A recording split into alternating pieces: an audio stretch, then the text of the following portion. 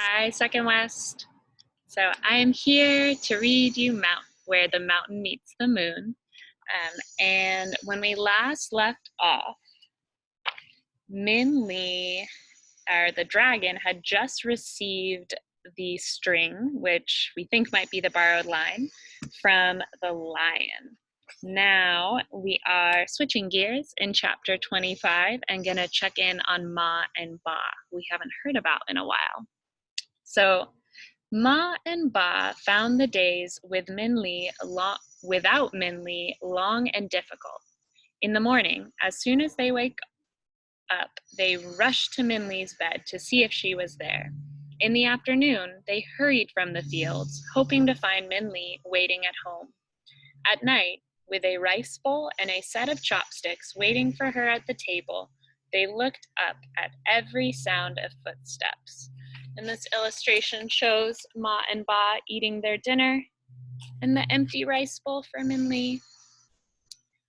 But an empty bed and house always greeted them, and the footsteps always belonged to a passing neighbor. While Ma's anger had disappeared with the goldfish man, she grew a little thinner and paler every day, and Ba's eyes no longer twinkled. And one evening in the middle of the night, Ba woke up alone in bed to a voice calling. "Wake up, old man," the fish said. "Wake up, your wife needs you." Ba quickly rose and looked for Ma, who was sitting by Min Lee's bed. In the stillness of the darkness, Ma shook with sobs. "Oh, wife," Ba said softly, sitting next to her. Ma turned to him, her face shiny from wet tears. "What if Min Lee never returns? What if we are always without her?" Ba put his hand over his face, brushing away the tears that were forming in his eyes. "I don't know," he said. "Neither do I," Ma said, and she buried her face in Min Lee's bed, crying in despair. Ba stroked her hair as she wept, occasionally closing his eyes as he fought his own gloom. Finally, as Ma's crying slowed and calmed, Ba said, "Do you remember the story I told you about, the paper of happiness? And the secret, which was one word written over and over again?" The back of Ma's head nodded, and Ba allowed himself a small smile. "I have thought a long time about what that word could have been," Ba said. "Was it wisdom or honor, love or truth? For a long time, I liked to think the word was kindness." Ma's face remained hidden in Min Lee's bed, but her sobs had stopped, and Ba knew she was listening.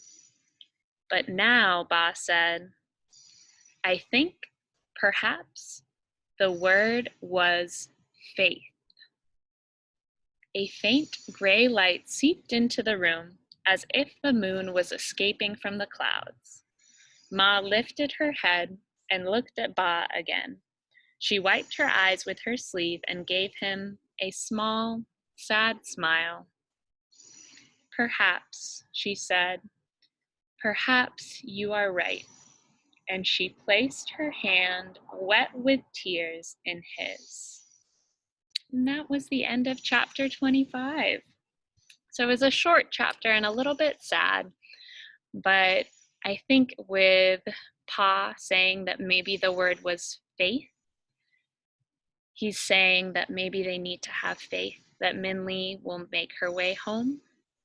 I don't know. Feel free to tell Karen or I what you think in one of our meetings, and don't forget to check in because we'll be putting up chapter 26 tomorrow. It's a very exciting chapter. Bye, Second West.